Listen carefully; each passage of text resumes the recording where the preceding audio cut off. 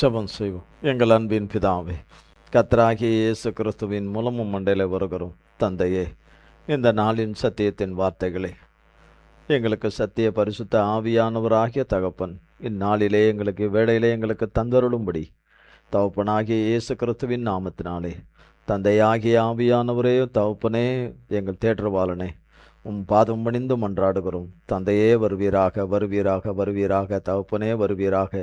இவ்வேளையை பொறுப்படுத்தி நீர் வழிநடத்தி எங்களுக்கு சத்திய ஆகாரத்தை, ஜீவாகாரத்தை ஆண்டவரே எங்களுக்கு போஷித்து கொடுக்கும்படியாய் நாங்கள் உம்மிடத்திலிருந்து வாங்கி புசிக்க பானம் பண்ண தேவரீர் எங்களுக்கு கிருபை செய்யும் தகப்பனே.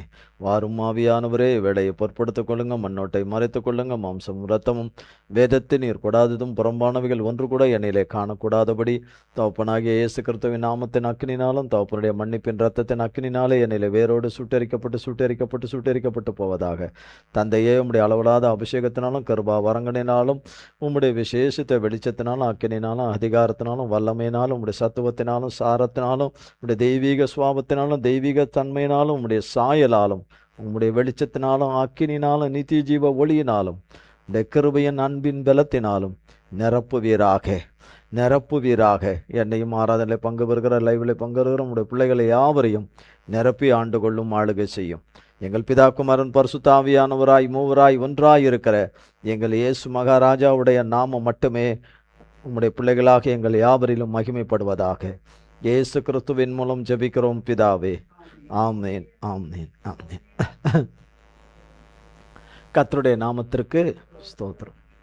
கர்த்தராகிய தேவன் நம்மளோடு கூட பேசுகிற வார்த்தைகள், நம்மோடு இந்த பூமியில பேசுகிற அவருடைய வார்த்தை தான் நம் தேவன். வார்த்தை தான் தேவன், நம்முடைய தேவன். ஆவியாகிய தேவன் நமக்கு வார்த்தையாய் இருக்கிறார். இந்த வார்த்தையில நம்மோடு கூட பேசுகிறவருக்கு நாம் செவி கொடாமல் போனால், அவர் சொல்லுகிறதை நாம் மறுதளிக்கிறவர்களாய் போனால், அவர் சொல்றத நம்பாமல் போனால் நாம் நம்பாமல் போனதும், நாம் அவர் வார்த்தையை மறுதளித்ததும், அவர் நாமத்தின் மேலே அவர் வார்த்தையை மேலே நம்பிக்கை வைக்கிற மாதிரி நம்பிக்கை வைக்காமல் போனது எல்லாமே கடைசி நாளிலே, நியாய தீர்ப்பின் நாளிலே அவைகள் நமக்கு விரோதமாக வந்து நிற்கும். நம்முடைய இப்படிப்பட்ட நினைவுகள், எண்ணங்கள் நமக்கு விரோதமாக நியாய தீர்ப்பின் நாளிலே பரலோகமா நரகமா என்று தீர்மானிக்கப்படுகிற அந்த நேரத்தில் நாம் பேசுகிற, தகப்பனுக்கு பிரியமில்லாமல் பேசுகிற அத்தனை வார்த்தைகளும் தேவனுக்கு பிரியமில்லாதது. தேவனுக்கு அது பிரியம்னு நம்ம நினச்சிக்கிட்டு பேசுகிற வார்த்தைகள், நமக்கு சரியென்று நிதானித்து பேசுகிற வார்த்தைகள், நம்ம நியாயம் என்று நமக்கு நாமே தீர்மானித்து, மற்றவர்கள் நீ சொல்லுகிறது நியாயம், நீ செய்கிறதை சரி என்று சொல்லுகிறதை கேட்டு அதன்படி நடந்து கொள்ளுகிற யாவும் அந்நாளிலே நமக்கு விரோதமாக வந்து நிற்கும். பைபிளில் கர்த்தர் எழுதி வச்சிருக்கிறார். நியாய தீர்ப்பின் நாளிலே அவைகள் வந்து நமக்கு விரோதமாக வந்து நிற்கும் என்று. உன் வாயின் வார்த்தையினாலே நீ நீதிமானாக தீர்க்கப்பட்டால் நலமாயிருக்கும்னு வேதத்தில் தேவன் எழுதி வச்சிருக்கிறார். ஜீவனை தெரிந்து கொள், ஜீவனையும் மரணத்தையும் உனக்கு முன்பாக வைக்கிறேன். ஜீவனை அது எதை யூஸ் பண்ணுறதுன்னு தயங்கக்கூடாதுன்னு, குழம்பிடக்கூடாதுன்னு ஜீவனை தெரிந்து கொள்ளுன்னு எழுதி வச்சிருக்கிறார் கர்த்தர். ஆசீர்வாதத்தையும் சாபத்தையும் உனக்கு முன்னாடி வைக்கிறேன், நீ ஆசீர்வாதத்தை தெரிந்து கொள்ளு, சாபத்தை தெரிந்து கொள்ளாதேன்னு எழுதி வச்சிருக்கிறாரு கர்த்தராகிய தேவன். இந்த சூழ்நிலைகள், காரியங்கள் எல்லாம் கொடுமையாக இருந்தாலும், கொடுமையின் கருவிகளாக இருந்தாலும், கொடுமையின் கருவிகளாக மனிதர்கள் வந்தாலும் அது கர்த்தராலே அழிஞ்சு ஒழிஞ்சு, அந்த சத்ருவின் கிரியைகள் அழிஞ்சு ஒழிஞ்சு போயிடும். இந்த கொடுமையான சூழ்நிலைகளையும் அதை சார்ந்து அதை பற்றி கொண்டால் நியாய தீர்ப்பின் நாளிலே போய் நிற்கும்போது இந்த கொடுமையான சூழ்நிலைகள் எல்லாம் வந்து அங்கே வந்து நிற்காது. இந்த கொடுமையான சூழ்நிலையே நீ பார்த்துக்கிட்டு இரு. சம்பவிக்கிற காரியங்கள், சம்பவித்த காரியங்களிலே, இன்னும் நடந்த காரியங்களிலே, இன்றைய காரியங்கள் ஒன்று கூட செய்ய முடியாதபடி உள்ளான மனிதனுக்குள்ளே படுத்த படுக்கையாய் கிடக்கிறார்கள். நடந்தது உண்மை, நடந்தேறினது உண்மை. கொடூரனுடைய கொடுமைக்காரிகளுடைய விருப்பங்கள் நிறைவேறினது ஒரு பக்கம் உண்மை. ஆனால் எதை நிறைவேற்றணும்னு நினச்சி மனிதர்கள் வருகிறார்களோ அதை தேவன் அழித்து போட்டுறார். ஆனால் கொடுமையான வார்த்தைகளாலே அதில் நொறுகுண்டு போகிறவர்கள் திரும்ப கர்த்தருடைய ஆவியானவருடைய அனுக்கிரகத்தாலே பலனடைந்து நிற்க வேண்டும். நாள் முழுதும் முன்னை ஓய்வு நாளிலே நம் மனம் பதறி பதறி பதறி பதறி பேசுகிற அத்தனை வார்த்தைகள் சாத்தானை சந்தோஷப்படுத்திவிடும். பதறி பதறி சொல்லுகிற வார்த்தைகள். ஆவியானவருடைய அபிஷேகமும் எண்ணெயும் இருந்தால்தான் இப்படிப்பட்ட கொடூரமான தாக்குதல்ல தேவனுடைய சத்தியத்தை அறிவிக்க முடியும். இல்லைன்னா அறிவிக்க முடியாது. எந்த தாக்குதலுக்குமே உள்ளாகாம வெறும் தூசி மட்டும் மேலே பட்டதில் கீழே விழுந்துட்டு எனக்கு என்ன பட்டு தூசி பட்டு அதில் எனக்கு ரொம்ப அடிபட்டுடுச்சு, தூசி மேலே பட்டு அடிப்பட்டவங்க தான் கேட்டுக்கிட்டு இருக்கிறாங்க. என்ன பட்டு? தூசி பட்டு அதில் ரொம்ப எலும்பு முறிவாயிருச்சு, கால் முறிவாயிருச்சு, மனம் முறிஞ்சு போச்சு அப்படின்னு நினைக்கிறாங்க, மனிதர்கள் நினைக்கிறாங்க. உள்ளான யுத்தத்தை பார்த்தார்கள்னா என்ன ஆகும்? இன்னும் அவர்கள் அந்த என்ன சொல்ல ரத்தம் சிந்துகிறதுக்கான யுத்தத்தை சொல்லலை. இதில் யார் இருக்காங்கன்றதுன்றல சொல்றார் கர்த்தராகிய தேவன். அப்போ யுத்த சனுதரர், யுத்த பராக்கிரமர் அவரை நம்பி இருக்கிற பிள்ளைகளுக்கு இருக்கிறார். ஆனால் பேசுகிற நம் வார்த்தைகள் ஒவ்வொன்றும் ரொம்ப முக்கியமானது. வார்த்தையில் தான் தேவன் எல்லாமே நம்ம எல்லாருக்கும் வச்சிருக்கிறார். வார்த்தையில் தான் சகலமும் வச்சிருக்கிறார் தேவன். அவர் வார்த்தையை தான் நமக்கு வாக்குத்தத்தமாகவும் கொடுத்திருக்கிறார். கர்த்தர் உண்மை உள்ள மன்னிக்கிறதுல தயபெருத்தவர், மிகுந்த இரக்கமும் கிருபையும் உள்ளவர், மிகுந்த கருணை உள்ளவர், காருண்யம் மிக்கவர், தயாளர், உண்மை உள்ளவர், வாக்கு மாறாதவர், கைவிடாதவர், மறவாதவர், விட்டு விலகாதவர், சொன்ன சொல்லை தவறாதவர், நல்லவர், சர்வ வல்லவர் என்பதை, மிகுந்த கிருபை உள்ளவர் என்பதை, அன்புள்ளவர் என்பதை தன்னை நம்பியிருக்கிற பிள்ளைகளுக்கு நிரூபிக்காம விடமாட்டார். ஆனால் மனிதர்களை நம்புவது, மனிதர்களை அல்லது விசுவாசிகளை மனிதர்களாகிய விசுவாசிகளை நம்புவது அல்லது நம்பிக்கைக்குரியவர்கள் என்று இருக்கிறவர்களை நம்புவது புல்லு மேலே சாயறதுக்கு சமானம். எதன் மேலே? புல்லு மேலே சாயறதுக்கு, அதில் கொஞ்ச நேரம் சாஞ்சிக்கலான்னு நம்புறதுக்கு. மனிதர்கள் கவலைப்படாத, நான் இருக்கிற உனக்கு நாங்கள் இல்லையா, நான் இருக்கிறோன்னு சொல்கிறதும் நம்புறது புல்லு மேலே சாயறதுக்கு சமானம். புல்லு மேலே சாயறதுக்கு எந்த நேரமும் மனம் மாறுவார்கள், எந்த நேரமும் அவர்களுடைய குணங்கள் பொல்லாத குணமாக மாறும், விரோதிகளாகவும் மாறுவார்கள். மாறாத கர்த்தர் மாத்திரம்தான். நான் கர்த்தர், நான் மாறாதவர். இஸ்ரவேலரே நீங்கள் நிர்மூலமாகவில்லை, யாக்கோப்பின் புத்திரரே நீங்கள் நிர்மூலமாகாதிருக்கிறது கர்த்தருடைய சுத்த கிருபையே. நான் கர்த்தர், நான் மாறாதவர் என்று வாக்குரைக்கிறவர். எந்த விதத்திலேயாவது அவரை நம்பியிருக்கிற பிள்ளைகளுக்கு அவர் வார்த்தையின் மூலமாக அவர் இடைப்பட்டு பேசிக்கொண்டே இருப்பார். தைரியப்படுத்தி பலப்படுத்தி அவருடைய நேரமும் காலமும் குள்ள பிரவேசிக்கும் பரியந்தமும் பிள்ளைகள் மனம் வழுவி போயிடாதபடி, பாதம் மாறி போயிடாதபடி, விசுவாசத்திலிருந்து தேவன் மேலே வச்சிருக்கிற நம்பிக்கை இழந்து உருக்குலைந்து போயிடக்கூடாதுன்னு எல்லா விதத்திலையும் அவர் இல்லைங்கிற மாதிரி இருந்தாலும் அவர் இருந்து அதை செய்துக்கிட்டு நடத்திக்கிட்டு வருவார். ஆனால் பேசுகிறவங்க அதன்படி பேசணும். எல்லாம் நம்ம சொல்லுவோம், ஆமாம் அல்லேலூயா அல்லேலூயா ஆமேன் அல்லேலூயா எல்லாம் சொல்லுவோம். ஆனால் அதன்படி பேசணும். அதன்படி பேசுகிறவர்களாக நடந்து கொள்கிறவர்களாக இருக்கணும். அதைத்தான் கர்த்தர் பார்க்கிறார். எல்லாம் செம்மையாக இருந்து கையை தட்டிக்கிட்டு டக்கா டக்கா டக்கான்னு பாடுறது ரொம்ப ஈஸி. சகல பலவீனத்திலும் வழியிலும் அநேக வழிகள், ஒரு வழி அல்ல. நம்மோடு இருக்கிறவர்கள் நம்ம வழியை சுமக்க போகிறது கிடையாது, அவங்க வழியை நம்ம சுமக்க போகிறதும் கிடையாது. நம் வழி வேதனைகளை சிலுவையில் சுமந்து தீர்த்த ஏசப்பா தான் நம்மளதை சுமந்து கொள்ள முடியும், நம்மளை தாங்கி கொள்ள முடியும், ஏந்தி கொள்ள முடியும். நம்மளை ஏந்தி கொள்ள முடியும், தப்புவிக்க முடியும், காப்பாற்ற முடியும், அனுதினமும் காப்பாற்ற முடியும். கேட்டுக்கிட்டு இருக்கும்போதே தூங்கிடுவோம். கேட்டுக்கிட்டு இருக்கும்போதே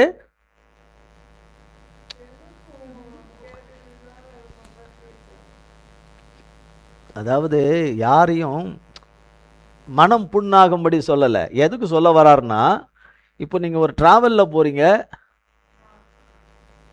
நம்ம வண்டியில் பின்னாடி உட்காந்துட்டு இருக்கிறவங்க தூங்குனாங்கன்னா பரவாயில்ல, பின்னாடி உட்காந்துருக்கவங்க, வண்டிக்கு பின்னாடி உட்காந்துருக்கிறவங்க, காரில் உட்காந்துருக்கவங்க தூங்கணும். ஓட்டுறவர் தூங்கினார்னா என்ன ஆகும்? ஓட்டுறவர் தூங்க மாட்டாருன்னு நம்பிக்கையில் பின்னாடி இருக்கிறவங்க தூங்குறாங்க. தூங்கக்கூடாதுன்னு நினச்சி தூங்கிட்டாங்க, தூங்கக்கூடாதுன்னு நினைக்கிறாங்க, ஆனால் தூங்கிடுறாங்க. வண்டி ஓட்டுறவர் தூங்கினாங்கன்னா என்ன ஆகும்?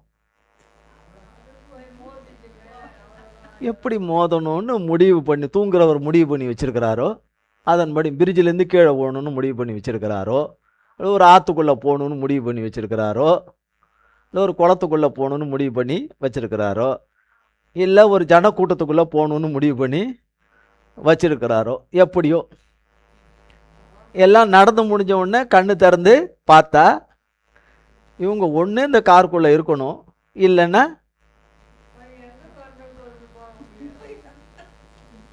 தெரியுது இல்லையா? இது யாரு? மனிதராகிய மனிதர்களாகிய நம் தேவன். அதுக்கு தான் சொல்ல வருது. இப்படி சொன்னால் தானே நமக்கு புரியும். நமக்கு பலவீனத்தில் சத்துருவின் கிரியைகளில் நம்ம தூங்குனா நம்மளை கண்டம் பண்ணி போட்டுறவர் இல்லை, நம்மளை அதுலேருந்து அந்த பலவீனத்திலேருந்து விடுதலையாக்குற தேவன், விடுதலையாக்குகிற தகப்பன். குற்றம் சொல்லுகிற தகப்பன் இல்லை, குறை சொல்லி தகப்பன் இல்லை, சுட்டி காட்டிடுறதில்ல. இரவும் பகலும் நம்மை கண் உறங்காமல், இப்போ நம்ம பல மணி நேரம் நம்ம இன்னைக்கு முழுசும் சரியாகவே தூங்கலை 2 நாளான்னா நம்ம உடம்பு என்ன பண்ணுது இல்லையா? இப்போ நமக்கு கொஞ்சம் கண் அசதுன்னு அப்படி நினச்சா கூட தண்ணி எடுத்து என்ன பண்ணுறோம்? கண்ணில் ஊற்றுறோம். எதுக்காக? இந்த நேரத்தில் நம்ம விழிப்பாக இருக்கணுன்றதுக்காக தான் பிரயாசப்படுறோம். ஒரு பிரயாசத்தை படுறோம்ல, இப்படி நம்ம பண்ணுறோம்ன்றதுக்கு. அதுக்காக ஒரு 2 நிமிஷத்தில் போய் தலை குளிச்சுட்டு வந்துடுறோம்னா ஓடுவோம். அந்த நேரத்தில் தலைக்கு குளிச்சுட்டு வரேன்னு பண்ண மாட்டோம், கண்ணில் இது பண்ணுறோம். அது வேற. நம்மளை மனிதர்களாகிய நம்ம தூங்குறதுனால தான், அசறதுனால தான் நம்ம மனிதர்கள். கண் உறங்காம இருக்கிறவர் தான் தேவன், இறங்காம இருக்கிறதுனால தான் அவர் தேவன். அவர் ஒரு செகண்ட் கண் அசந்துட்டார்னா நம்ம எல்லாரும் போய் சேர்ந்துருவோம். ஒரே ஒரு செகண்டு கண்ணு. இப்போ நம்ம கூட தான் நல்ல விழிப்பாக இருக்கிற பேர்பட்ட ஆளு கூட ஒரு நேரம் வரும்போது ஒரு நேரம் அசதி வருது, டக்குன்னு ஒரு கண் அசருது வருது இல்லையா? டக்குன்னு ஒரு வெட்டுதில்ல தலை. ஓ, அந்த அனுபவம்லாம் இல்லையா? பரவாயில்ல, கண் அசந்ததே இல்லை, பரவாயில்ல, நன்றி, கர்த்தருக்கு ஸ்தோத்திரம். அப்போ இரவும் பகலும் கண் உறங்காமல் காக்கிற தேவன் என்னார், அவர் கையை நீட்டி என்னை பிடித்து தூக்கிவிட்டார். அவர் கை நீட்டி என்னை பிடித்து தூக்கிவிட்டார். அவர் கை நீட்டி என்னை பிடித்து தூக்கிவிட்டார். இந்த வார்த்தையின்படி இப்போ நடக்கிற மாதிரி தெரியலனாலும் எப்போ வேணாலும் நடக்கும். அவரோட சொன்ன வார்த்தைகள் ஒன்று கூட நம்ம வாழ்க்கையில் தவறி போகாது என்பது தான் வேதம் நமக்கு சொல்லுகிற சத்தியமுள்ள வார்த்தைகள். சத்தியமுள்ள வார்த்தைகள் அதுதான். மத்தேயு பாருங்கள், வாசிப்போம். மத்தேயு 14ஆம் அதிகாரம்.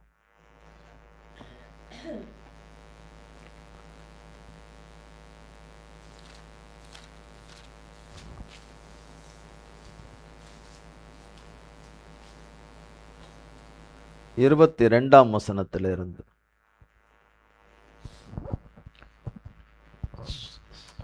இயேசு ஜனங்களை அனுப்பிவிடுகையில் தம்முடைய சீஷர்கள் படவில் ஏறி தமக்கு முன்னே அக்கறைக்கு போகும்படி அவர்களை துரிதப்படுத்தினார். அவர் ஜனங்களை அனுப்பிவிட்ட பின்பு தனித்து ஜெபம் பண்ண ஒரு மலையின் மேல் ஏறி சாயங்காலமான போது அங்கே தனிமையாயிருந்தார். அதற்குள்ளாக படவு நடுக்கடலிலே சேர்ந்து எதிர்காற்றாயிருந்தபடியால் அலைகளினால் அளவுபட்டது. இரவின் 4ஆம் ஜாமத்திலே இயேசு கடலின் மேல் நடந்து அவர்களிடத்திற்கு வந்தார். அவர் கடலின் மேல் நடக்கிறதை சீஷர்கள் கண்டு கலக்கமடைந்து ஆவேசம் என்று சொல்லி பயத்தினால் அலறினார்கள். உடனே இயேசு அவர்களோடே பேசி, திடன் கொள்ளுங்கள், நான் தான், பயப்படாதிருங்கள் என்றார். பேதுரு அவரை நோக்கி, ஆண்டவரே, நீரே ஆனால் நான் ஜலத்தின் மேல் நடந்து உம்மிடத்தில் வர கட்டளையிடும் என்றான். அதற்கு அவர், வா என்றார். அப்பொழுது பேதுரு படவை விட்டிறங்கி இயேசுவினிடத்தில் போக ஜலத்தின் மேல் நடந்தான். காற்று பலமாயிருக்கிறதை கண்டு பயந்து அமிழ்ந்து போகையில், ஆண்டவரே, என்னை இரட்சியும் என்று கூப்பிட்டான். உடனே இயேசு கையை நீட்டி அவனை பிடித்து, அற்ப விசுவாசியே, ஏன் சந்தேகப்பட்டாய் என்றார். அவர்கள் படவில் ஏறின உடனே காற்று அமர்ந்தது. அப்பொழுது படவில் உள்ளவர்கள் வந்து, மெய்யாகவே நீர் தேவனுடைய குமாரன் என்று சொல்லி அவரை பணிந்து கொண்டார்கள்.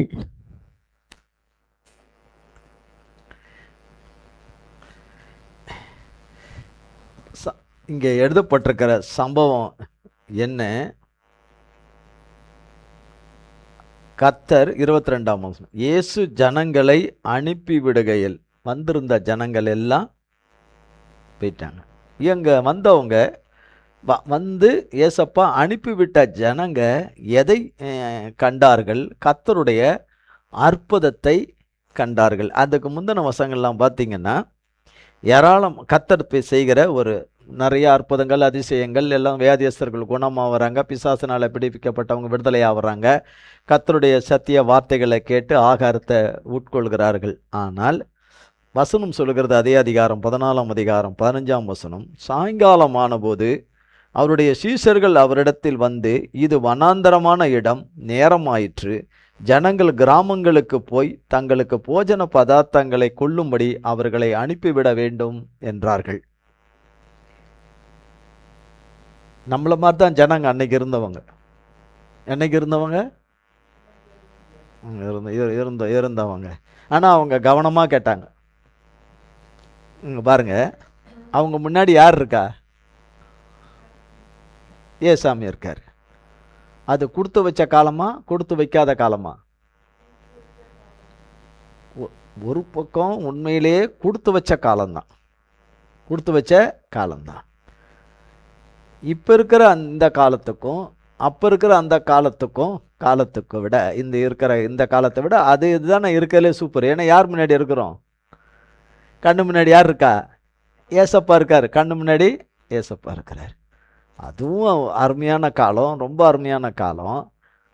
அதே போல் இப்போ அதை விட இன்னும் அருமையான காலம் என்னன்னா, ஏசப்பா எங்கும் இருக்கிறார். அப்பவும் ஏசப்பா எங்க இருக்கிறவர் தான். ஆனால் மனிதனாய் பிறந்திருக்கிறதுனால, பரிசுத்த மனிதராய் வந்திருக்கிறதுனால அந்த இடத்துல இருக்கிறதா காணப்பட்டார். இப்போ எங்கேயும் இருக்கிறார் கர்த்தர். கூப்பிடுகிற எல்லார் முன்னாடியும் இருக்கார்.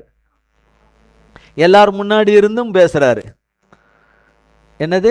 ஆவியாய் ஜீவனுள்ள தேவன் ஆவியானவராய் நம்மோடு கூட பேசுறார். அன்றைய காலத்தை காட்டிலும் இன்றைய கிருப காலம் அதை விட பெட்டரான காலமா இருக்குது. அப்போ ஏசப்பா சொல்றாரு, இயேசு அவர்களை நோக்கி, அவர்கள் போக வேண்டுவதில்லை, நீங்களே அவர்களுக்கு போஜனம் கொடுங்கள் என்றார். அதற்கு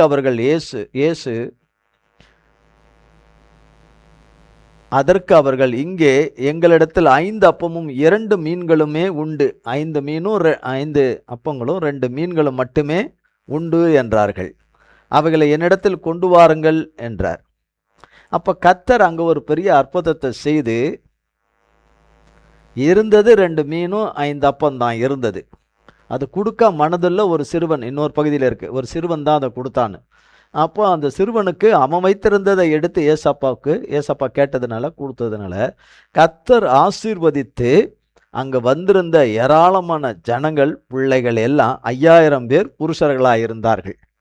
புருஷர்கள் இருந்தார்கள். அப்புறம் ஸ்திரீகள் பிள்ளைகள் என்று சொன்னால் 20,000 பேர்னு சொல்கிறாங்க. 20,000 பேர்கிட்ட இருக்கணும்னு. 20,000 பேர் 5 அப்பம் 2 மீனில் சாப்பிட்டாங்க. 5 அப்பம் 2 மீன். கர்த்தர் அந்த ஆசீர்வதித்ததுனால அது பலுகி பெருகி எல்லாரும் சாப்பிட்டு முடித்த பிறகு 12 கூட மீதி இருந்தது. 20,000 பேர் சாப்பிட்டு மீதி 12 கூட இருக்கு. என்ன இருக்கு? 12 கூட இருக்கு. 12 கூட. இது இந்த அற்புதங்களை எல்லாம் சீஷர்கள் பார்க்குறாங்க.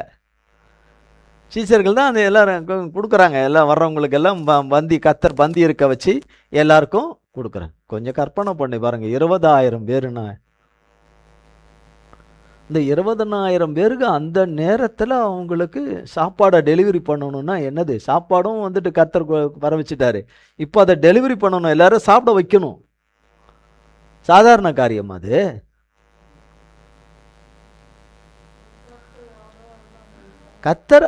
கர்த்தர் அற்புதம் செஞ்சுட்டாங்க. தகப்பன் அற்புதம் செஞ்சுட்டாரு. 2 மீனையும் 5 அப்பத்தை வச்சு கர்த்தர் அவங்க கையில் கொடுத்தோன்னு ஆசீர்வதித்து அற்புதம் செஞ்சுட்டார் தகப்பன்.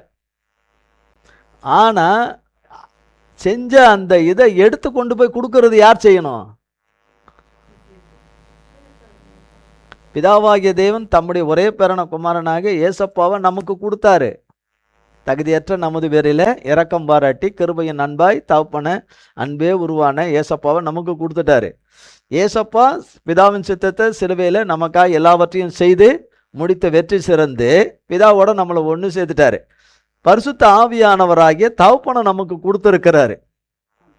அப்போ தகப்பனுடைய ஆவியானவரால தகப்பனை குறித்து அவர் சொல்றது, பரலோக தகப்பனாகிய ஏசப்பாவை குறித்து அவர் நமக்கு சொல்றத நமக்கு எடுத்துக்கிட்டு மற்றவங்களுக்கும் கொடுக்கணும்.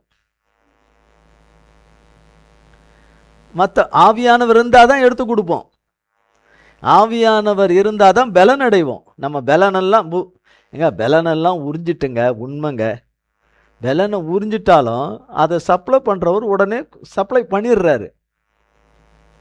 அப்போ அந்த பலனை அடைய முடியாமல் கடந்துக்கிட்டு நம்ம இருந்தோம்னா இப்படியே தான் இருக்கணும். மிதிக்கிறவர்களால் நம்ம இப்படித்தான் நம்ம இருந்துருவோம். அதுக்கு இடம் கூடாதபடி, எதுவுமே நடக்காத ஒரு மனிதர் எப்படி இருப்பாங்களோ அது போல தான் தேவன் பயன்படுத்துகிறவர்களையும் அப்படித்தான் பயன்படுத்துவார். அதனால அவங்களுக்கு கவலை இல்லையா? அவங்களுக்கு அவங்க மனுஷன் தானே, அவங்களுக்கு எல்லாம் இருக்கும்ல. ஆனால் அதையெல்லாம் உள்ள அடக்கிட்டு கர்த்தரை குறித்து சொல்வது, நல்லவரை குறித்து, அந்த ஒரே நல்லவரை, உண்மை உள்ளவரை, வல்லவரை குறித்து சொல்வது கர்த்தருக்கு பிரியம். கேட்க மனதுடையவர்களாய் இருந்து கேட்கிறவங்க கேட்டா இன்னும் பிரியம். கேட்க மனதுடையவர்களாய் இருந்து மனதுடையவர்கள்னா விருப்பமுடையவர்களாய் இருந்து அந்த விருப்பம் இல்லாதபடி செய்வதென்ன? கொடூரமான தாக்குதல்கள். காலை தொடங்கி மாலை வரைக்கும், மாலை பொழுது நெருங்குற நேரம் வரைக்கும் அந்த தாக்குதல் போதுன்னா அப்போ எப்படிப்பட்ட கொடூரமான எண்ணம் உடையவனா இருப்பான் சாத்தான்? எப்படிப்பட்ட கொடூரமானவனா இருப்பான்? அவன் கொடூரமானவன் தான், அது நமக்கு தெரியல. இன்னைக்கு இல்லை, நூற்றுக்கணக்கான முறையில் இல்லை ஆயிரக்கணக்கான முறையில் நமக்கு தெரியும். இரக்கமற்றவன். தேவன் அப்படியே விட்டுடுவாரா என்று நாம் எடுக்கணும். தேவன் இப்படியே விட்டுருவாரா? தகுதியற்ற மனிதர்களை ரட்சிக்க தான் கிறிஸ்து உலகத்துக்கு வந்தார். உடைந்தவங்க வாழ்க்கையை கட்டதான் கர்த்தர் வந்தார். உருக்குலைஞ்சவங்க வாழ்க்கையை எடுத்து கட்டதான் வந்தார். அசுத்தனால அசுத்தமாகி கெட்டு போன வாழ்க்கையை, அசுத்தத்தை நீக்கி பரிசுத்தத்தை கொடுத்து தேவன் அந்த வாழ்க்கையை திரும்ப கொடுக்க தான் வந்தார். எதுவுமே இல்லை, ஆனா இயேசு இருக்கார். எதுவும் இல்லைங்கிறதுனால ரொம்பவே துவண்டு போய் இருந்துகிட்டே இருந்தா இன்னும் துவண்டுகிட்டே தான் போவோம். இன்னும் தோண்டுக்கிட்டே தான் போவோம். அன்பை மனிதரிடத்துல எதிர்பார்க்க கூடாது. எதிர்பார்த்த காலங்கள் இருந்திருக்கலாம், இனி எதிர்பார்க்க கூடாது. மனிதரிடத்துல அன்பை எதிர்பார்க்க கூடாது. மனிதரிடத்துல அரவணைப்பான வார்த்தைகளை, அனுசரணையான வார்த்தைகளை எதிர்பார்க்க கூடாது. எதிர்பார்க்க கூடாது. எப்போதும் இருக்கிறவர்கிட்டயே கேட்டு கேட்டு வாங்கிக்கணும். கேட்டு கேட்டு வாங்கினாதான் காயங்கள், தொடர்ந்தேச்சு காயப்பட்டுக்கிட்டு இருக்கிற காயங்கள் எல்லாம் ஆறும். இல்லைன்னா ஆறாது. இல்லைன்னா ஆறாது. அதனால அதை நம்ம அதை என்ன செய்து கொள்ளணும்? அறிந்து கொள்ளணும். இங்க பாருங்க, இவங்க பயங்கர எல்லையில்லாத சந்தோஷத்துல, அற்புதத்துல இருக்கிறாங்க. இந்த கர்த்தருடைய சீஷர்கள் எல்லாம். ஏங்க, ஒரு கூடை இருக்கு, அதுலேருந்து கூடையிலேருந்து மீன் வந்துன்னே இருக்குன்னா உங்களுக்கு எப்படி இருக்கும்? நீங்கள் உங்கள் கை காலெலாம் அங்கே நிற்குமா? மீன் வந்துன்னே இருக்குதுண்ணா. அதுவும் என்ன மீன்? பச்சை மீனா? வறுத்த மீன் என்ன? அப்போ வந்துன்னே இருக்குது. அப்போ செஞ்ச அப்பம், சுட்ட அப்பம் சுட சுட வருது. எப்படி இருக்கும்? நமக்கு அதனுடைய இது தெரியாதனால நமக்கு இதுக்கு மேலே நம்மளால் இது பண்ண முடியாது, அதை ரியாக்ட் பண்ண முடியாது. அதுக்கு மேலே நம்ம இல்லை, டம்மு, இந்த இதுக்குள்ள டம் பிரியாணி மாதிரி உள்ள பிரியாணி உள்ள பாத்திரத்தில் டம் பண்ணி வச்சுருக்கிற மாதிரி இருக்கிறதுனால நமக்கு தெரியாது. இது ரெண்டாவது தோண்டு போயிருக்கிறதுனால தெரியாது. தேவன் மகா வல்லமை உள்ள தேவன் என்பதை நிரூபிக்காம போக மாட்டார் கர்த்தர். தம்முடைய நம்பி இருக்கிற பிள்ளைகளில் இதுவரையும் சந்திக்காத அத்தனை குடும்பக்குள்ள இருந்தாலும் அவர் சர்வ வல்லமை உள்ள தேவன், உண்மை உள்ள தேவன் என்பதை மெய்ப்பிக்காம விட மாட்டார்.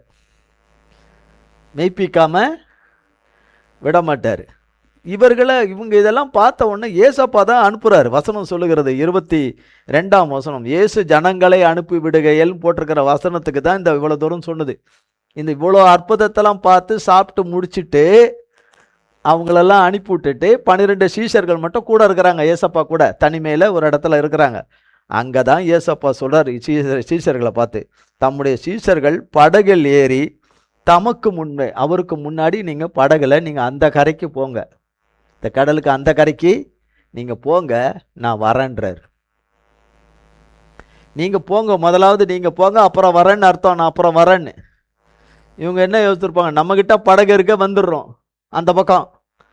ஏசப்பா கிட்ட என்ன இல்லை, படகு இல்லையே, இப்போ எப்படி வருவார்?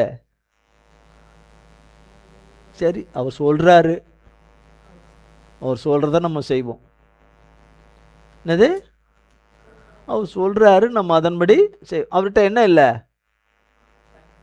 படகு இல்லை, எக்ஸ்ட்ரா ஒரு படகு இருக்குது. அந்த படகு ஓட்டியும் உட்காந்துனுக்கிறான், படகு ஓட்டுறவங்க உட்காந்துன்னு இருக்கிறான். ஏசப்பா எப்போ சொல்கிறாரோ படகு எடுக்கலான்னு உட்காந்துருக்கிறான். ஒரு படகை ரெடி பண்ணி வச்சுருக்கிறோம், உட்காந்துருக்கிறான். படகுக்காரனையும் ரெடி பண்ணி வச்சுருக்கிறோம் இல்லையா? உட்காந்துருக்குறோம், ரைட்டு. எதுவும் இல்லையா? ஏசப்பா மட்டும் தானே இருக்கிறாராங்க. நம்மளை எதுக்கு சீக்கிரம் போன்னு அனுப்பி விட்றாரு? ஏசப்பா தான் அனுப்பி விடுறாரு. இப்போ ஏசப்பா அனுப்பி விடுறாருன்னா காற்று விரோதமாக வரலாமா? கடல் விரோதமாக வரலாமா? கடல் விரோதமாக வரலாமா?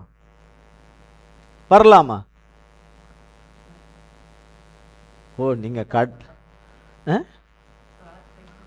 ஏசாமி தாங்க அனுப்புகிறார். வசனத்தை பாருங்க, திரும்ப படிக்கிறேன். இயேசு ஜனங்களை அனுப்பி விடுகையில் தம்முடைய சீஷர்கள் படகில் ஏறி தமக்கு முன்னே அக்கறைக்கு போகும்படி அவர்களை துரிதப்படுத்தினார். அப்படின்னா சீக்கிரம் போங்க, சீக்கிரம் குயிக்கா. என்னென்ன? ஏற்கனவே ஏகப்பட்ட மீன் உள்ளே போயிடுச்சு. என்ன போயிடுச்சு?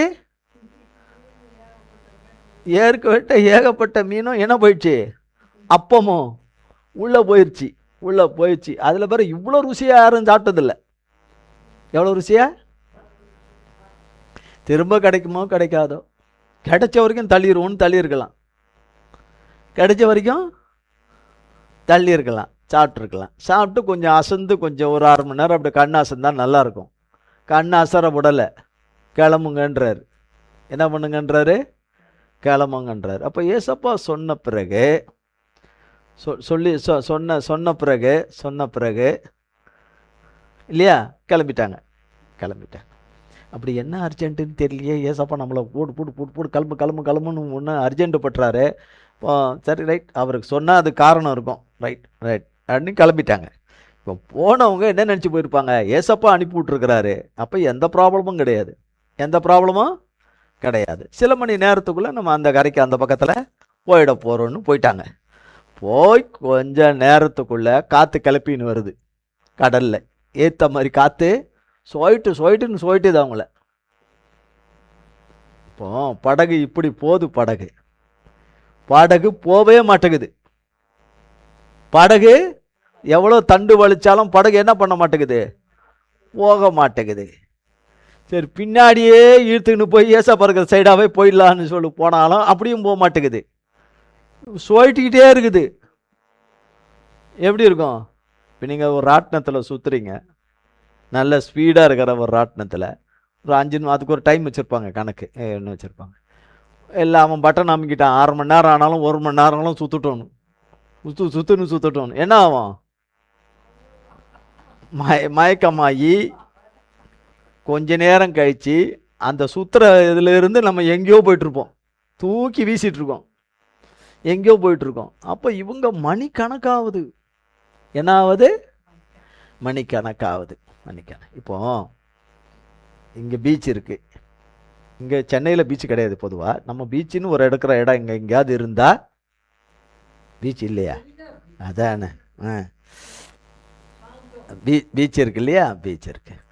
இந்த பீச்சில் ஒரு நடுக்கடல்னு ஒன்று இருக்குது. இப்போ நீங்கள் இங்கேருந்து பீச்சினுடைய நடுக்கடலில் என்ன இருக்குன்னு பார்ப்பீங்களே. இங்கே இருக்கிற பீச்சை நீங்கள் இங்கேருந்து பாருங்கள், இல்லை வீட்டு மாடி மேலேயாவது ஏறி நின்று பீச்சையை பாருங்கள். தெரியுமா உங்கள் கண்ணுக்கு? தெரியாது. சரி, அது தெரியல, பீச்சு கரை தான் தெரியல, நடுக்கடலாக தெரியுமா? எதுவுமே தெரியாது. ஆனால் ஏசாமி பார்த்துக்கிட்டு இருக்கிறார். ஏசாமி சீஷர்களுக்கு அங்கே என்ன நடக்குது என்பதை பார்த்து, என்ன சம்பவம் நடந்துகிட்டு இருக்குன்னு பார்க்குறார். என்ன சம்பவம் நடக்குதுன்னு பார்க்குறார்.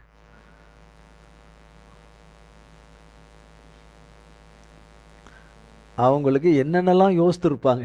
நேரங்கட்ட நேரத்தில் வந்துட்டோமா, என்னடா ஆவிங்க வந்து சுற்றுன்னு சுற்றுதா, நம்மளை ஆவிங்க சுற்றுதா. ஆவிங்க அவ்வளோ சந்தோஷமாக இருந்தவங்க கலக்கமும் நடுக்கமும் பயமும் திகிலும் பிடிச்சிருச்சு அவங்களுக்கு.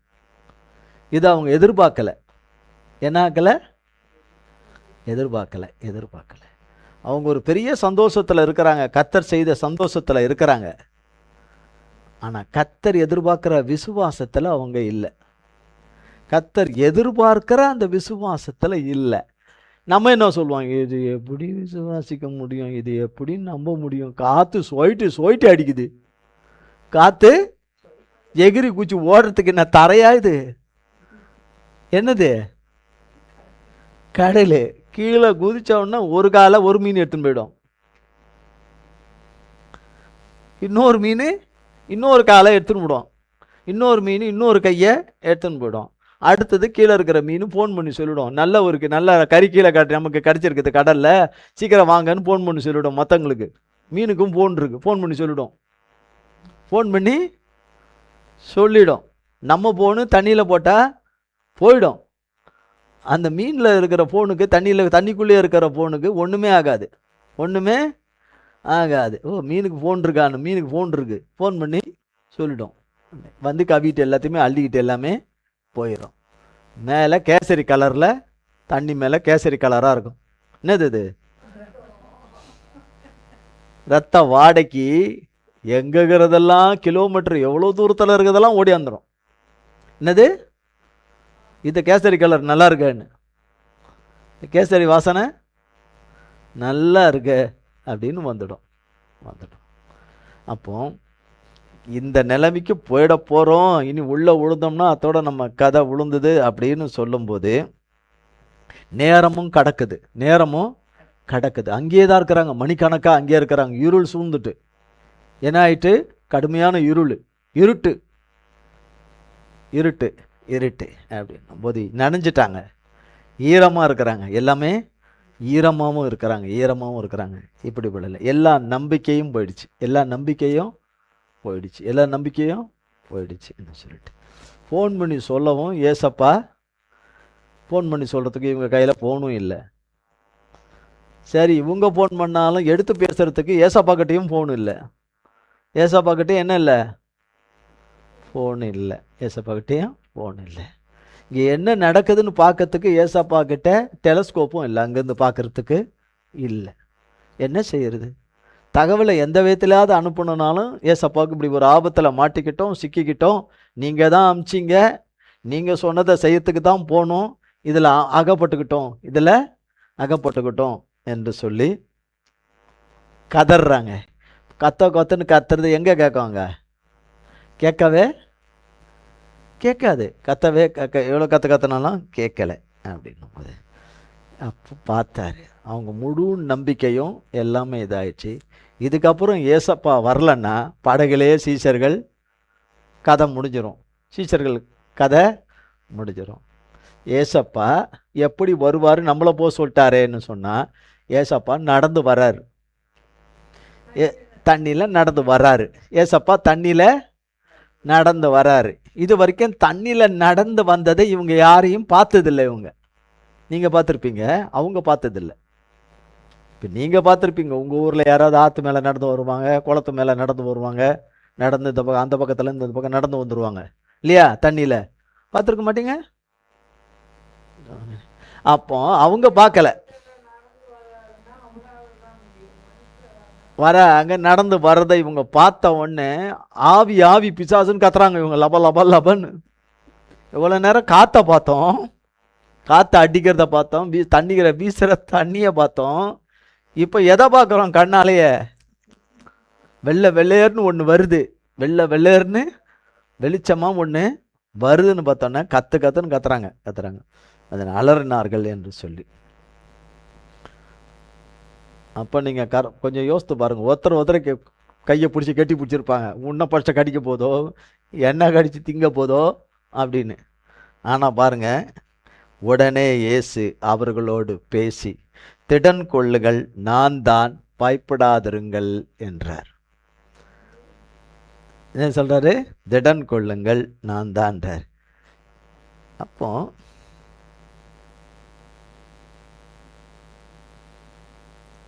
என்ன நடக்குது?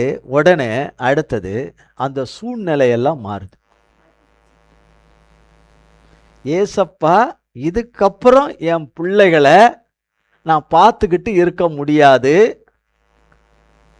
என்னை நம்பி வந்த பிள்ளைங்க, நம்பி தான் வாழ்க்கை எனக்கு கொடுத்த அவருக்கு கொடுத்த பிள்ளைங்க, அவர்களை தவறுகள் தப்பிதம் வந்தாலும் அதை நான் எடுத்துக்கிறேன், அவர்களுக்காக தான் நான் வந்திருக்கிறேன், ரத்தம் சிந்தி அவர்களுக்காக ஜீவனை கொடுக்க வந்திருக்கிறேன், தகுதியற்ற அவர்களுக்கு நான் வந்திருக்கிறேன், அவர்களுக்கு நான் தான் அவர்கள் பலவீனத்தில், அவர்களுடைய இயலாமையில், அவர்களுடைய இல்லாமையில், அவர்களுடைய குறைவில் சகலத்திலும் நான் தான் அவர்களுக்கு நான் தான் என்று சொல்லி, கர்த்தர் வந்தபோது இவர்களால் எதிர்கொண்டு போக முடியாத சூழ்நிலை, எதிர்காற்றின் சூழ்நிலை, கடலின் கொந்தளிப்பின் சூழ்நிலை, இருள் சூழ்ந்த பயம் சூழ்ந்த சூழ்நிலை, இனி பிழைக்க மாட்டோம் என்கிற என்னோட முடிவுகள் எல்லாமே நீங்கி போச்சு. ஏசப்பா வந்த மாத்திரத்தில், அவர்களிடத்துல ஏசப்பா வந்த மாத்திரத்தில் என்ன சொல்லிட்டு, அப்போதான் 28ஆம் வசனம், பேதுரு அவரை நோக்கி, ஆண்டவரே நீரே ஆனால், கொஞ்சம் பயம் இருக்குது, அப்பவும் என்ன இருக்குது, அப்பவும் நீங்க தான்ன்றது கன்ஃபார்ம்னா, அதான் நீரே ஆனால்னா கொஞ்சம் சந்தேகம் இருக்குது. நீரே ஆனால் நான் ஜலத்தின் மேல் நடந்து உம்மிடத்தில் வர கட்டளையிடும் என்றான். ஏசப்பா நான் தான் சொன்னார், இன்னும் படகுல வந்து ஏறலை. இன்னும் ஏசப்பா இவங்களை நோக்கி கிட்டத்தில் வரும்போதே இவங்க சந்திச்சிருந்த அத்தனை பிரச்சனையும் போயிடுச்சு, அத்தனை போராட்டமும் போயிருச்சு, அத்தனை பிரச்சனைகளும் போயிருச்சு. அப்படித்தான் அவருடைய பிள்ளைகளுக்கு அவர் வரும்போது சாத்தானாலே சந்திக்கப்படுகிறது, நம்மளுடைய கீழ்ப்படியாமனாலே சம்பாதித்து கொண்டது எல்லாம் அவருடைய வருகையின் பிரசன்னத்துல எல்லாமே அழிஞ்சு போயிடும், எல்லாமே போயிடும். அதற்கு அவர் வா என்றார். நீ வா, நான் நடந்து வர மாதிரி நீ வரணும்னு ஆசைப்படுற, வான்றார். இப்போ அவர் எதில் தூக்கி காலை வைக்கணும்? போட்லேருந்து எதில் வைக்கணும்? இப்போ நம்ம போட்டில் இருந்துக்கிட்டு ஒரு காலை தண்ணியில் விடலாம், ஒரு காலை தண்ணியில் விடலாம். ஒரு கால் எதில்?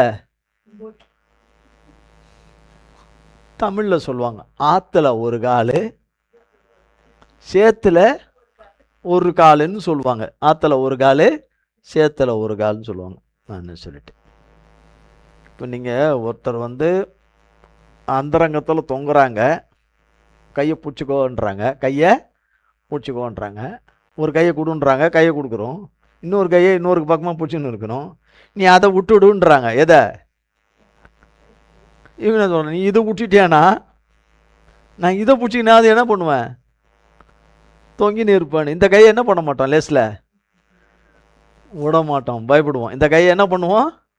விட மாட்டோம்பா. இவர் இந்த காலை இங்கே வச்சிருக்கிறார், ஏற்று தூக்கி வச்சிட்டார், ரெண்டு காலையும் தூக்கி வச்சிட்டார். மற்ற சீஷர்கள் மற்ற சீஷர்கள் 11 பேருக்கு எப்படி இருக்கும்? ஏன் பேதுரு, எதுக்கு இந்த ரிஸ்க்கு, எதுக்கு இந்த ஆபத்து? பூமியில எந்த மனுஷனாவது தண்ணி மேல நடந்திருக்கானா? அவர் தேவன், ரட்சகர், அவர் நடப்பாரு, அவர் நடப்பாரு.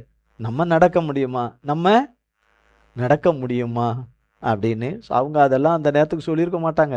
ஏதோ பேதுரு முடிவெடுத்துட்டாரு. அவங்கள பொறுத்த வரைக்கும் தலைவர் முடிவெடுத்துட்டாரு.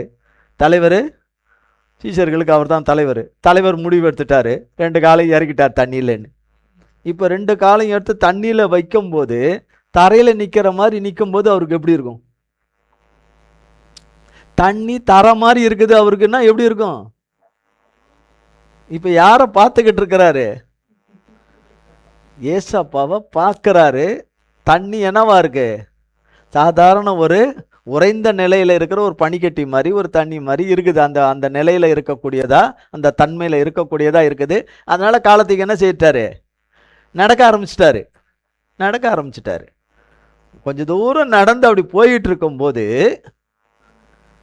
காத்தடிக்கிற சத்தமாக இருக்குதுன்னு திரும்பிட்டாரு.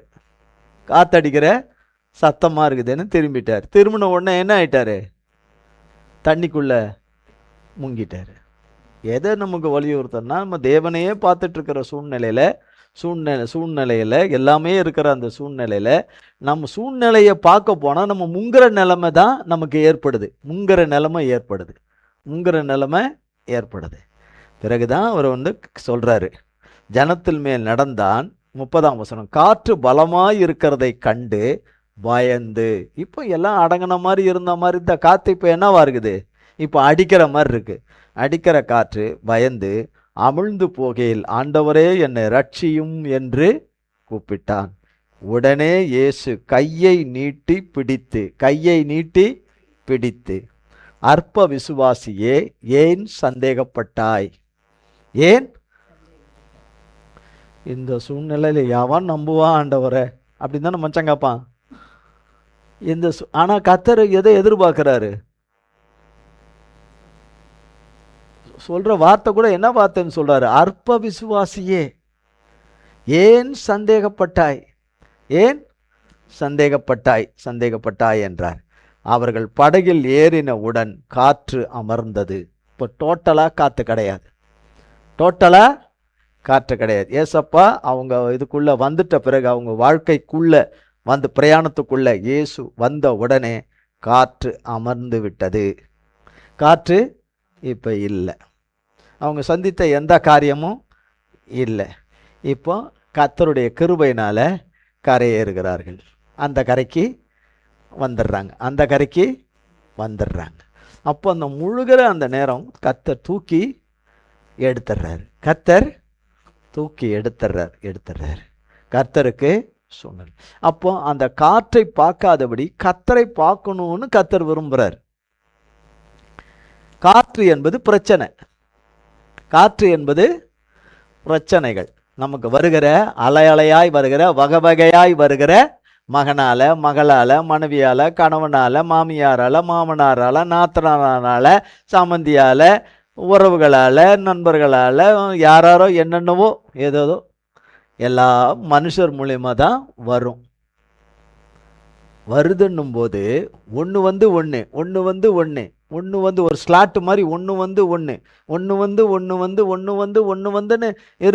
வருதுன்னும் போது என்ன வந்தாலும் கர்த்தர் இருக்கிறார் என்கிற நம்பிக்கையை நம்ம இடத்துல தேவன் எதிர்பார்க்கிறார். பார்த்தாதான் நமக்கு அதை எதிர்கொள்கிற பலனும் சக்தியும் நமக்கு கிடைக்கும். கர்த்தருடைய நாமத்தினால, கர்த்தருடைய கிருபையுள்ள வார்த்தையின் உட்கொள்வதனால நமக்கு கிடைக்கும். இல்லைன்னா கிடைக்காது.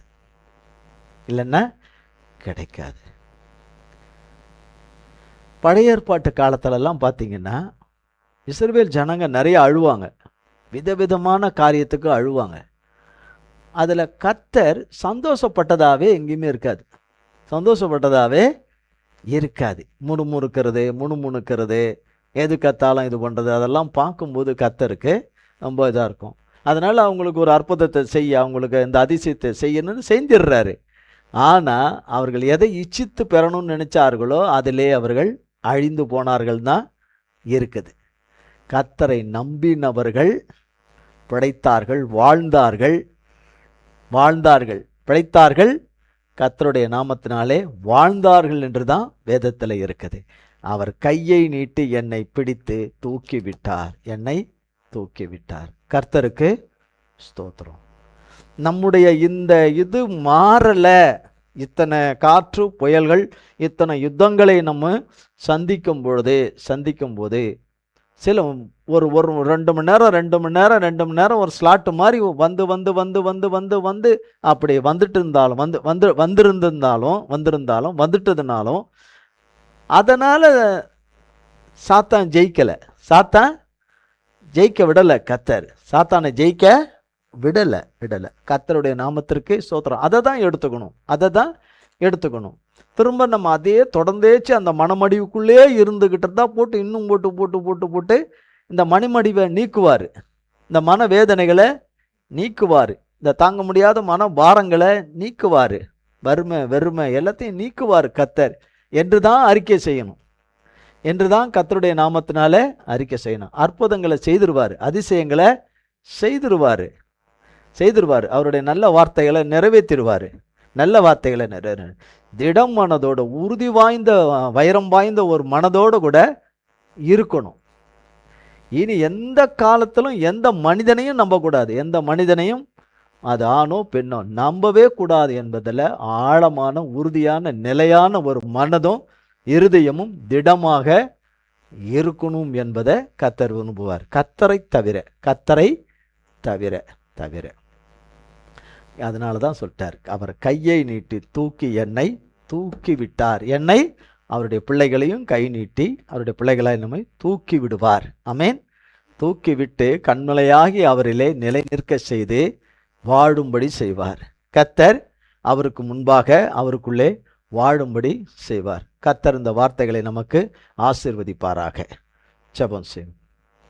எங்கள் அன்பின் பரலோக பிதாவே, கர்த்தராகிய இயேசு கிறிஸ்துவின் மூலம் உம்மண்டலே வருகிறோம். தந்தையாகிய தேவனே, இந்த நாளிலும் வேளிலும் ஆண்டவரே, மிகுந்த துவண்ட உள்ளத்திலே ஆண்டவரே, சரிந்து போன ஆத்துமாவிலே, விடாய்த்து போய் ஒன்றுமில்லாத ஆத்துமாவிலே தேவன் கிருபையாக வந்து ஆண்டவரே, அல்லேலூயா, கிருபையை தந்து தகப்பனே, கிருபையின் சத்துவத்தை பலனை தந்து இந்த நாளை நாராதையை நேர்த்தியாய் செம்மையாய் நடத்தி கொடுக்க கர்த்தாவே நீர் கிருபை செய்தீரே. அதற்காய் கோடி கோடி கோடி கோடி கோடி கோடி கோடி கோடி ஸ்தோத்திரம். ஆராதனை பங்கு பெற்ற யாவரையும் ஆசீர்வதியும், நன்மை செய்யும், கண்மணியாய் காத்துக்கொள்ளும். எங்கள் தேவனாகிய கர்த்தர் நல்லவர், உண்மை உள்ளவர், வாக்கு மாறாத தேவன், கைவிடாத தகப்பன், ஒன்றிலும் கைவிடாத தகப்பன், விட்டு விலகாத தகப்பன், கண் உறங்காமல் காக்கிற தகப்பன் என்பதை அறிந்து ருசிக்க எங்கள் ஒவ்வொருவருக்கும் கிருபை செய்யும். எங்கள் ஒவ்வொருவருக்கும் தகப்பனே கிருபை செய்யும். உங்கள் நாமம் உங்களுடைய பிள்ளைகள் ஒவ்வொருவரும் மகிமைப்பட கிருபை செய்யுங்க. உடைய கல்வாரி இரத்தத்துக்குள்ளே எங்கள் அத்தனை பேரையும் ஒப்புக் கொடுக்கிறோம். இயேசு கிறிஸ்துவின் மூலம் ஜெபிக்கிறோம் பிதாவே. ஆமேன், ஆமேன், ஆமேன். என் ஆத்துமாவே கர்த்தரை ஸ்தோத்திரி, என் முழு உள்ளமே பரிசுத்த நாமத்தை ஸ்தோத்திரி. என் ஆத்துமாவே கர்த்தரை ஸ்தோத்திரி, கர்த்தர் செய்த சகல உபகாரங்களை மறவாதே. ஆமேன், ஆமேன், ஆமேன். கர்த்தராகிய இயேசு கிறிஸ்துவின் கிருபையும் பிதாவாகிய தேவனுடைய அன்பும் பரிசுத்த ஆவியானவருடைய அன்னுடைய ஐக்கியமும் பராமரிப்பும் பாதுகாவலும் என்றென்னைக்கு நம்ம கூட சதா காலங்களுக்கும் நிலைத்திருப்பதாக. ஆமேன், ஆமேன், ஆமேன். நாம் எழுந்திருப்போம்.